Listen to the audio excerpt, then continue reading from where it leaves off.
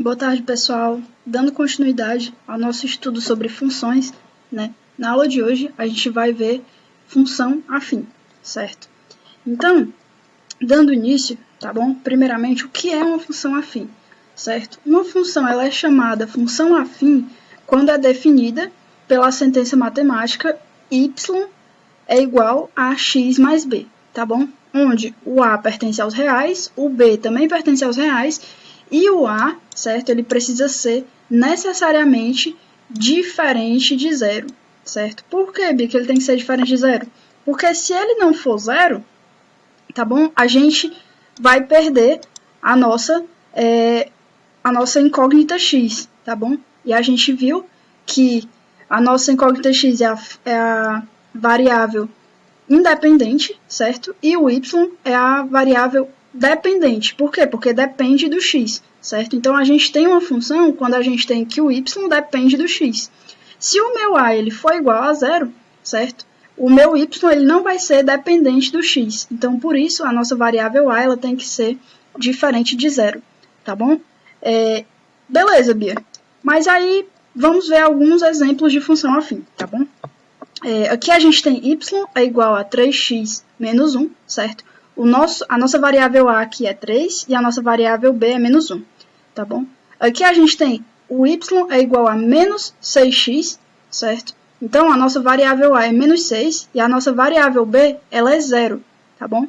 Esse tipo de função ele recebe um nome especial que a gente vai ver daqui a pouco, tá bom? Aqui no nosso terceiro exemplo, a gente tem que o y é igual a 1 sobre 2 vezes x mais 5, onde o nosso a ele é 1 sobre 2, né, 1 meio, e o nosso b é 5, tá bom? E aqui a gente tem novamente que o y é igual a 12x. Então, aqui a gente tem novamente que o nosso a é 12 e o nosso b ele é 0, tá bom? Esse tipo de função também recebe um nome específico, tá bom? Que é quando o nosso b ele é igual a 0. A gente vai ver isso aqui daqui a pouco. Beleza, Bia? Então, vamos ver aqui alguns exemplos de como resolver questões envolvendo função afim. Tá bom? Vamos lá. No nosso primeiro exemplo, ele diz o seguinte: um retângulo cujo comprimento mede x unidades e a largura mede 10 unidades tem o seu perímetro indicado por y. Determine a função para obter o perímetro desse retângulo. Então, vamos lá. A gente sabe que o perímetro é a soma dos lados, tá bom? E aí, o que acontece? O perímetro, ele é y, tá bom? Então, o nosso y, ele vai ser a soma dos lados. Ele disse o seguinte, que o comprimento é x unidades e a nossa largura é 10, certo? Então, se a gente for somar os lados, certo? A gente vai ficar com o seguinte, x mais 10 mais, aqui é x novamente, certo? Mais x, mais aqui é 10 novamente. Então, a gente vai chegar na seguinte função afim. O y vai ser igual a x mais x é 2x, 10 mais 10 é 20. Ou seja, a gente chegou na seguinte função afim, certo? A função que calcula o perímetro desse retângulo é y, que é o nosso perímetro, igual a 2 vezes x mais 20. Desculpa, 10 mais 10 é 20, tá bom? Então, aqui não era 10, aqui era 20, tá bom? 2x mais 20. Onde o nosso a nossa variável a, certo? É 2 e a nossa variável b é 20, tá bom? O nosso a, ele sempre está acompanhado do x e o nosso b está sozinho, tá bom? Então, a gente chegou nessa seguinte função afim, certo? A função afim que calcula o perímetro desse retângulo é y igual a 2x mais 20, tranquilo? Vamos para o nosso segundo exemplo. Dada a função definida por... Aqui ele já deu a nossa função, certo? E ele pergunta a imagem, certo? E aí a gente vai ter que relembrar da aula passada o que é a imagem, né? A gente viu que a imagem é o conjunto, né, dos y que estão associados a um x, certo? A um determinado valor de x. Então, se ele quer a imagem, então ele quer o valor do y, certo? E ele disse que essa imagem que ele está solicitando está associada ao valor 3, o valor de x quando x é 3, tá bom? Então, a nossa imagem vai ser o seguinte, nosso y vai ser igual a menos 7, que vai multiplicar o nosso x, que é quanto? Menos 3, certo? Mais 5. Então, vamos lá resolver isso daqui. nosso y vai ser igual ao seguinte, menos vezes menos é mais, certo? 7 vezes 3 é 21. 21 mais 5 é igual a 26. Então, a imagem que está associada ao valor de x quando ele é menos 3 é 26. Tranquilo? Agora, a gente vai ver a função linear, certo? Lembra, quando eu mostrei os exemplos de funções afim, que tinham dois exemplos lá em que o nosso b ele era igual a zero. Então, uma função afim onde o b ele é igual a zero, ela é chamada de função linear, certo? Então, sempre que a gente tiver y é igual a ax, essa função nesse formato, certo? Ela é chamada de função linear. Por quê? Porque o nosso b ele é igual a zero, certo? Então, quando o nosso b ele for igual a zero, então a função ela é chamada de função linear, tá bom? E aí, vamos lá. Se a gente considerar a função definida por y igual a 3x, né? Nesse caso, os coeficientes a, o nosso a aqui é 3 e o nosso b é quanto? 0. Então, esse exemplo aqui, certo? Essa função, ela é uma função linear, certo? Essa função afim, ela é uma função linear. Por quê? Porque o nosso b é igual a 0. Então, lembrem-se, sempre que o nosso b for igual a 0, a função ela é chamada de função linear, tá bom? Agora a gente vai ver o gráfico da função afim. A gente viu, né, a lei de formação, a gente viu o domínio, a imagem, certo? E a gente pode representar uma função afim utilizando um sistema de coordenadas cartesianas, certo? Para verificar o gráfico dessa função. A gente já sabe que em uma função, cada valor de x ele está associado a apenas um valor de y, certo? Então, a gente pode marcar esses pontos no plano cartesiano, certo? Os pontos de coordenadas x e y.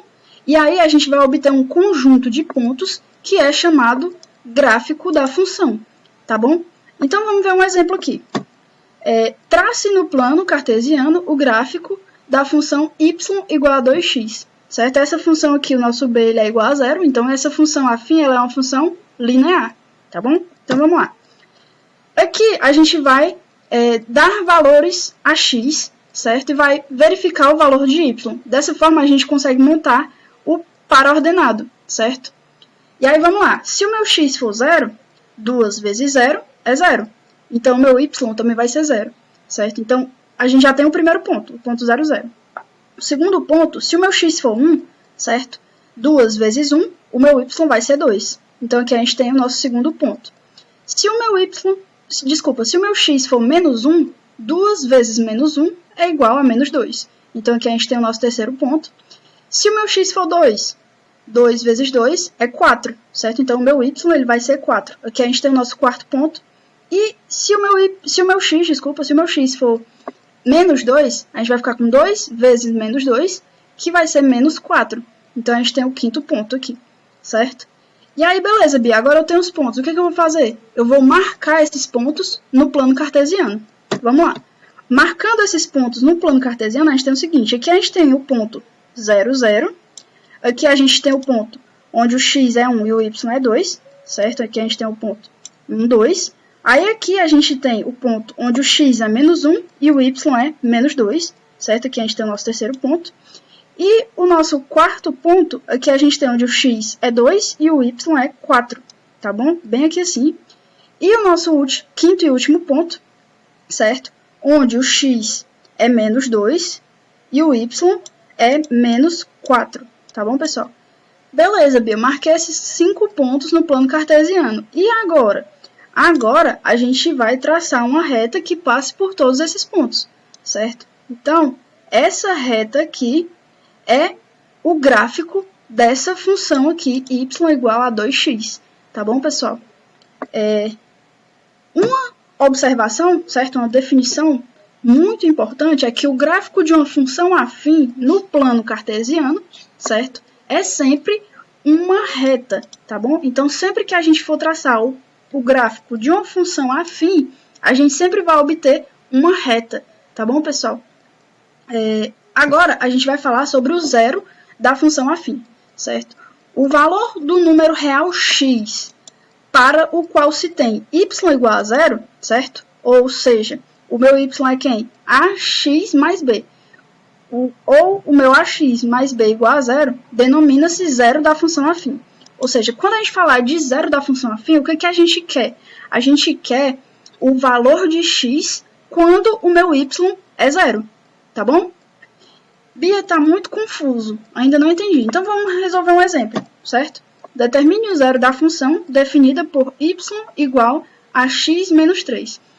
E aí, como eu havia falado para vocês, o que é o zero da função afim? O zero da função afim é o seguinte, eu quero o valor do meu x quando o meu y ele é igual a quanto? Igual a zero, tá bom? Então, vamos lá. Se eu quero o valor do meu x quando o meu y é zero, então eu vou substituir esses valores, tá bom? O meu y ele é zero. E o que é que eu quero encontrar? Eu quero encontrar o valor do meu x, certo? Aqui eu tenho uma equação, eu tenho igualdade, não é isso? Então, o que eu posso fazer?